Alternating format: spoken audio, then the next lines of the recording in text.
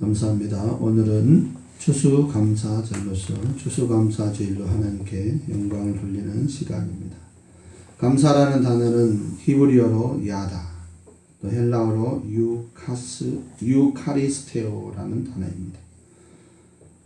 원래 이 단어에는 고백하다, 찬양하다 라는 뜻이 강하게 나타나며 기본적으로 인정과 선포의 의미가 내포되어 있다라고 말씀합니다.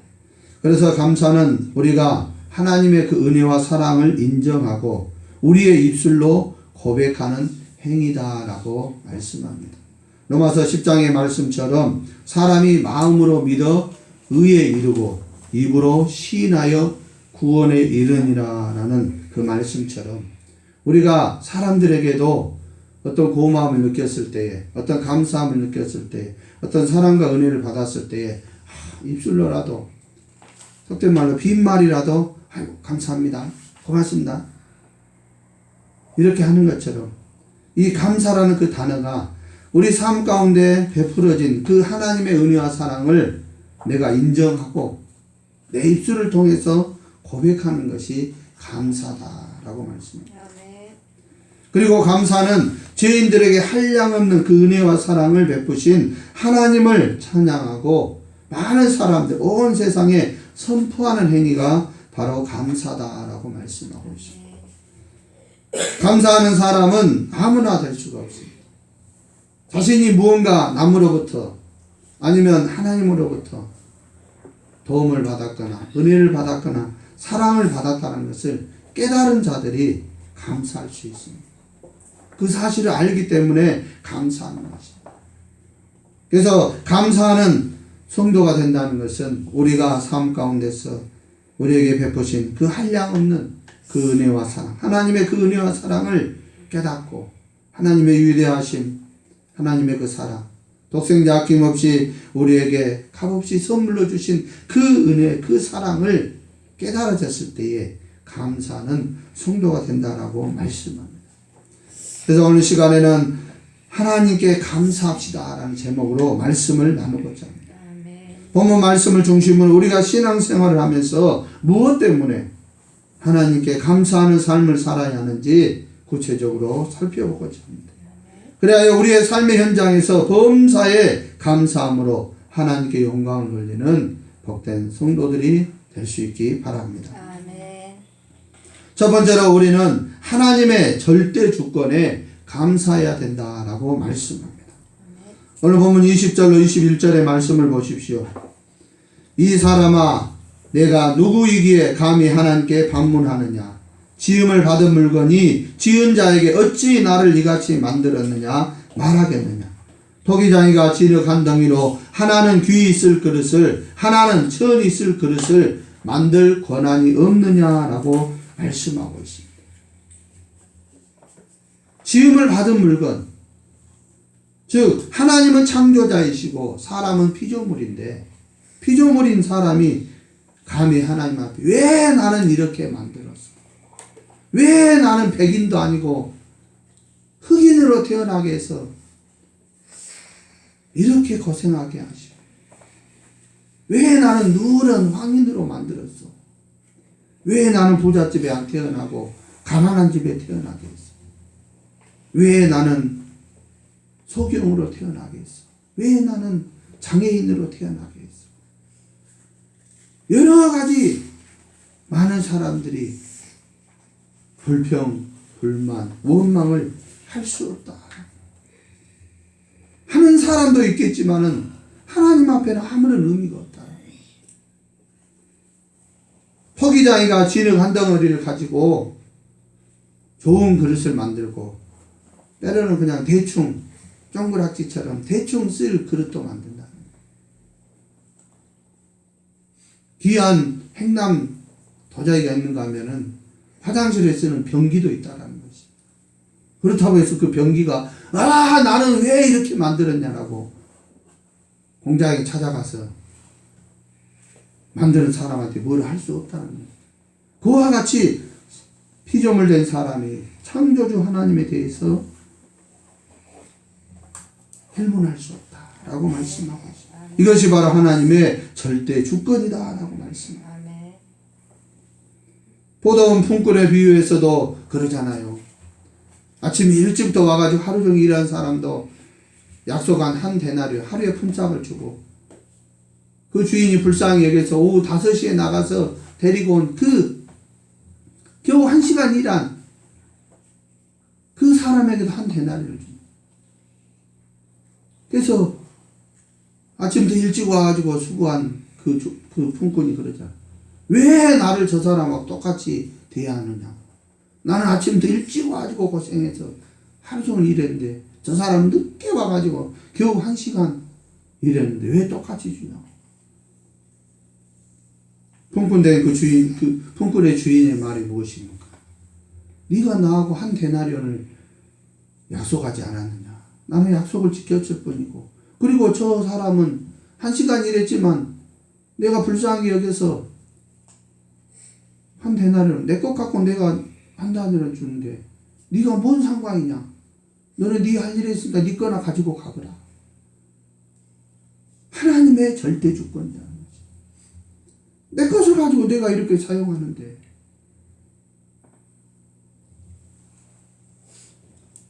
디모데후서 2장 20절로 21절에도 큰 집에는 금그릇과 은그릇뿐 아니라 나무 그릇과 질그릇도 있어 귀하게 쓰는 것도 있고 천하게 쓰는 것도 있다라고 말씀하고 있습니다. 하나님이 수많은 온 우주 만물을 창조하시고 마지막으로 하나님의 모양과 형상을 닮은 사람을 만드셨지만 다 똑같이 만들지 않았다는 것입니다. 우리가 잘 아는 것처럼 지문도 쌍둥이일지라도 지문도 틀리고 쌍둥이일지라도 다른 점이 많이 있다. 한 배에서 나온 자식들도 다 틀리는데 그렇게 하나님이 다양하게 만들어 놓으세요. 그게 하나님의 절대 주권이다 라고 말씀합니다. 욥기 12장 13절로 14절에도 지혜와 권능이 하나님께 있고 계략과 명철도 그에게 속하였나니 그가 허르신즉 다시 세울 수 없고 사람을 가두신즉 놓아놓지 못하느니라 말씀하고 있습니다. 예수님께서도 천국문에 대해서 말씀하면서 열면 닫을 자가 없고 닫으면 열 자가 없다. 하나님의 절대 주권이라는 것입니다.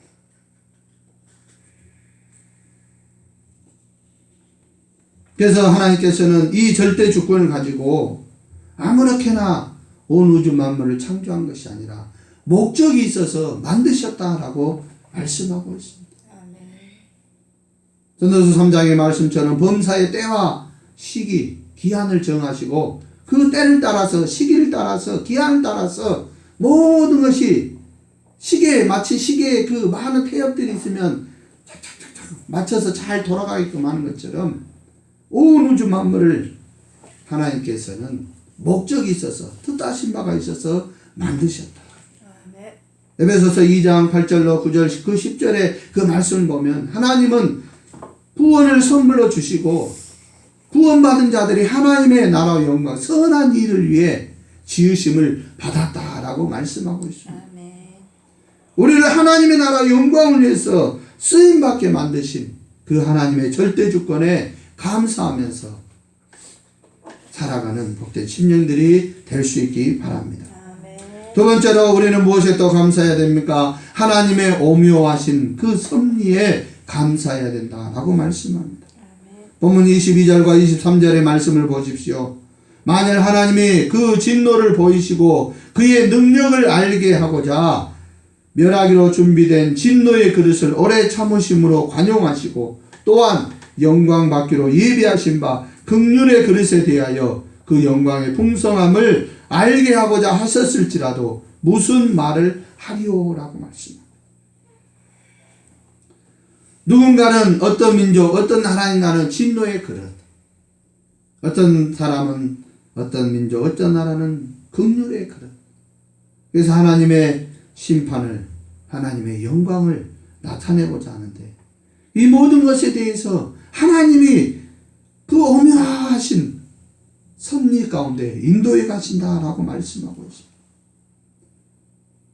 멸하기로 준비된 진노의 그릇이라 할지라도 하나님은 오랫동안 참으시고 관용하시면서 그들이 회개하고 돌아오기를 기다리고 계시는 분이다 라고 말씀합니다. 북이스라엘을 늘 괴롭혔던, 우리나라로 말하면 일본과 같은 그 원수, 늘 침략해서 괴롭혔던 나라 아수르의 수도 니느웨가 그 죄악이 하늘에 상달됨으로 인해서 하나님의 심판이 예비되었습니다. 하나님의 진노의 그릇이 예비되었습니다. 하나님의 그 살아계신 그 능력을 나타내기 위해서 멸하기로 준비가 되었습니다. 그래서 요나 선지자를 통해서 40일이 지나면 이 성이 하나님의 심판을 받아 멸망하리라. 뭐 4년도 아니고 4개월도 아니고 40일이면 끝난다.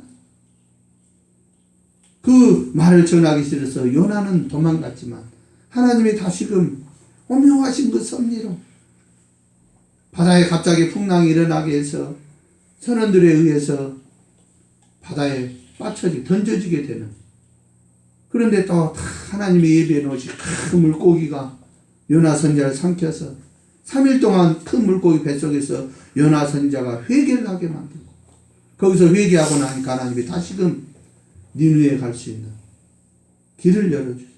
그래서 거기서 복음을 전하니까, 하나님의 말씀을 전하니까, 아니 이 악한 그 독한 니느웨 왕과 백성들이 짐승에 이르기까지, 개, 돼지, 소 말할 것 없이 짐승들까지 다 금식을 시켜가면서 굵은 베옷을 입혀가면서 통의 작업을 하더라고요. 그랬을 때 하나님이 그들을 용서해 주. 무려 120년 후에 그 니느웨가 멸망을 하게 되는데 120년 동안 하나님이 그들을 오래 참으시고 용서해 주시는 것을 볼 수가 있습니다. 인간의 생각으로는, 하나님의 선지자 요나의 생각으로는 도저히 이해할 수 없는, 멸망하기로 40일 뒤에 멸망받을 것이다 라고 선포했으면 말씀대로 진행하실 것이지 왜 그들을 용서해 주냐는 것입니다. 이와 마찬가지로 저와 여러분도 죄악으로 인해서 멸망받을 수밖에 없는, 하나님의 그 진노의 그릇에 담겨져서 멸망받을 수밖에 없는 저와 여러분임에도 불구하고 하나님의 그 오래 참으심으로, 관용하심으로 이 마지막 시대의 독생자 예수 그리스도를 보내주심으로 인해서 구원해 주셨으며 그 오묘하신 그 섭리에 감사하는 삶을 살아야 된다라고 말씀하고 있습니다. 아멘. 섭리라는 단어는 프로비던스라는 단어입니다. 프로비던스. 이 단어는 먼저 앞을 뜻하는 이 프로라는 단어와 비디오 있잖아요. 비디오. 이 보다라는 단어의 합성어입니다. 그래서 따라서 섭리라는 말은 하나님께서 우리 앞의 일을 먼저 내다보시고 우리 삶 가운데 필요한 것을 예비해 놓으심을 말씀하고 있습니다.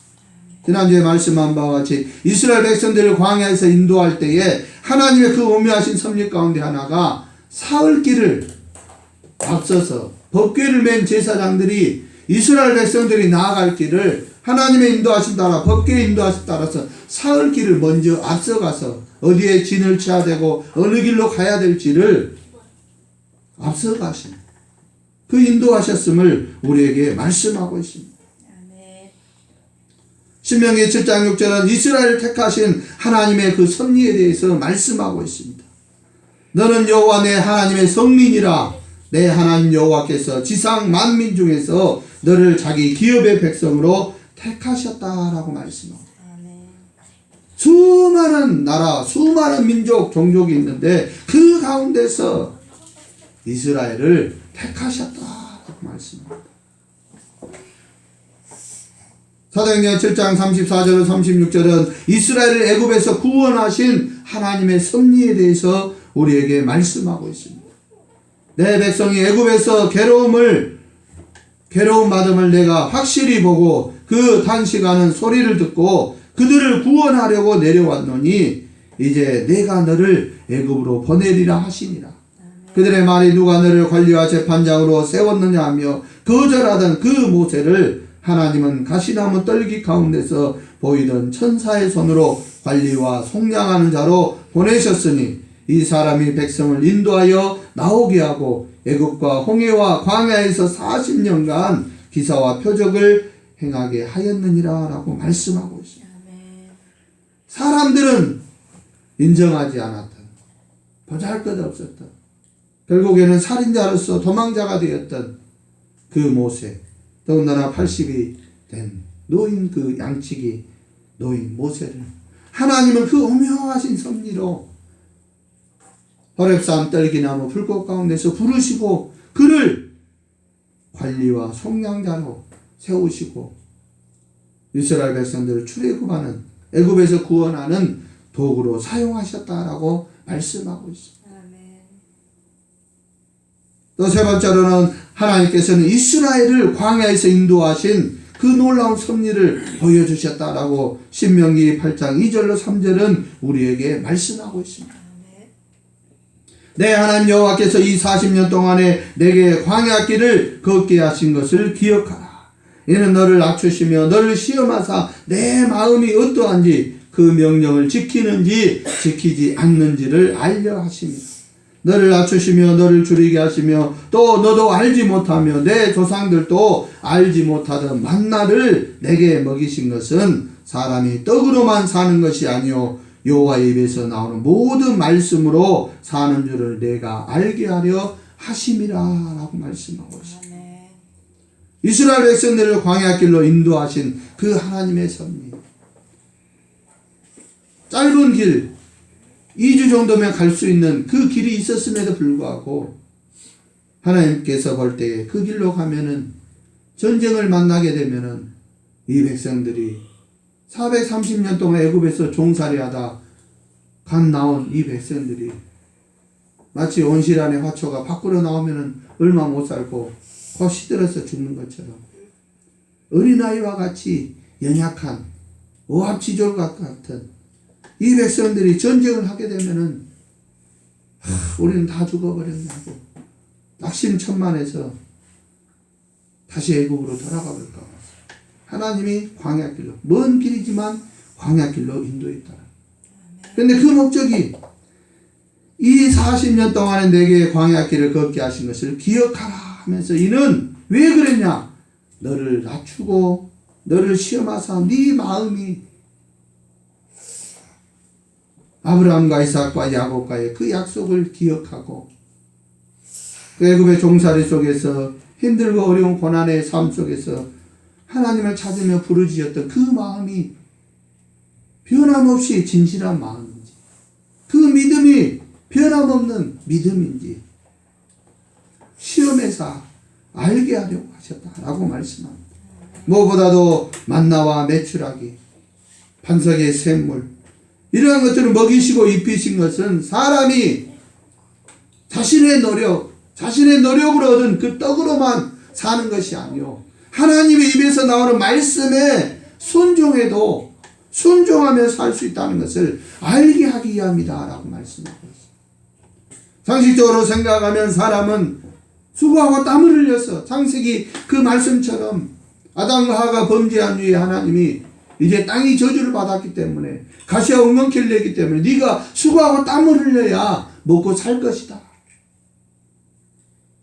하나님이 말씀하셨어요.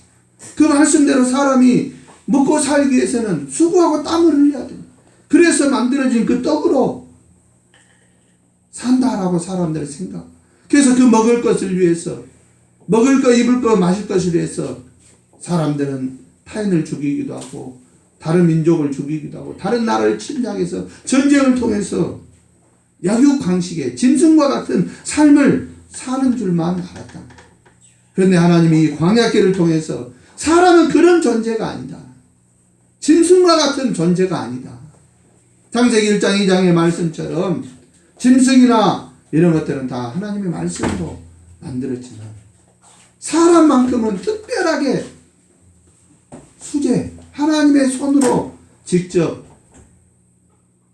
만드시고 그 코에 생기를 불어 넣으심으로 살아있는 생명이 된 영적인 존재다. 영적인 존재임을 말씀하면서 사람은 떡으로만 사는 것이 아니라 하나님의 입에서 나오는 모든 말씀에 순종할 때에 신명기 그 28장의 말씀처럼 하나님의 말씀에 순종할 때 들어오고 나갈 때 복을 받고 자녀들이 복을 받고 내 떡반죽 그릇이 복을 받고 내 논밭에 모든 식물들이 곡식들이 복을 받는다라고 하는 것처럼 말씀에 순종할 때에 하나님은 사람이 사는 영적인 존재임을 알게 하기 위해서 광야로 인도하셨다라고 말씀하고 있습니다. 이러한 사실을 깨닫지 못하면 왜 나의 인생은 이렇게 매일 눈만 뜨면 광야인가? 눈만 뜨면 먹을 거 입을 거 마실 것 때문에 염려 걱정하며 아웅다웅 싸움하며 근심 걱정하며 살아야 되는가? 라고 한탄하며 불평하고 원망할 수 있지만 이 하나님의 오묘하신 그 섭리, 우리 광야길을 인도하신 그 오묘하신 그 하나님의 섭리를 깨닫게 되면 나는 하나님의 자녀이기 때문에 세상 사람들과 똑같이 사는 것이 아니라 그런 가치관, 그런 마인드로 사는 것이 아니라 저 영원한 하나님의 나라를 소망하며 하나님의 자녀로서 영적인 존재로서 하나님의 입에서 나오는 그 말씀에 순종하는 삶을 살게 하기 위해서 하나님이 우리를 광야길로 인도하시는구나. 광야에서 무엇을 바라보겠습니까? 오직 하나님의 은혜가 아니면 살 수 없었기 때문에 하나님만을 바라볼 수 있는 해바라기가 해를 따라서 움직이는 것처럼 주님만을 바라보면서 하나님의 말씀만을 바라보면서 살아갈 수 있는 그러한 영적인 존재로 세워가기 위해서 우리를 광야길로 인도하신다 라고 말씀하고 있습니다. 그래서 주님은 우리의 영원한 인도자로서 우리의 일거수일투족을 간섭하여 주시고 우리가 위태할 때 하나님의 오묘하신 섭리 보이지 않는 그 손길로 우리를 붙잡아 주시고 이렇게 세워주시고 구원하여 주신다라고 말씀하고 있습니다. 오늘 본문에서도 보십시오. 토기장의 비유를 통해서 귀 있을 그릇과 천이 있을 그릇이 있고 긍휼의 그릇과 진노의 그릇이 있는데 하나님은 그 오묘하신 섭리로서 내 백성이 아님에도 불구하고 내 백성이다라고 선포해 주시고 사랑하지 아니함에도 불구하고 사랑한 자다라고 선포해 주고 있다라고 말씀하고 있습니다. 하나님의 백성들은 점점 하나님과는 멀리 우상을 숭배하며 나는 하나님의 백성이 아니에요. 나는 하나님을 사랑하지 않아요. 하나님의 뜻과는 사랑과는 정반대로 감에도 불구하고 너는 내 백성이다. 너는 내 아들이다. 내가 너를 지명하여 불렀나니 너는 내 것이다. 내가 너를 사랑하노라. 라고 하면서 하나님은 인정해 주신다. 그것이 보이지 않는 그 오묘하신 섭리를 사람들 같으면은 호적에서 파버린다고 말로만 하는 것이 아니라 실제로 요즘은 돈 때문에 부모 자식 간에도 형제 간에도 돈 때문에 돈 앞에서는 다 죽여버리는. 어제도 잠깐 영화를 봤는데 성난 황소 많은 사람들이 돈 앞에서는 아내도 자식도 다 팔아먹어버린다. 그것을 이용해서 그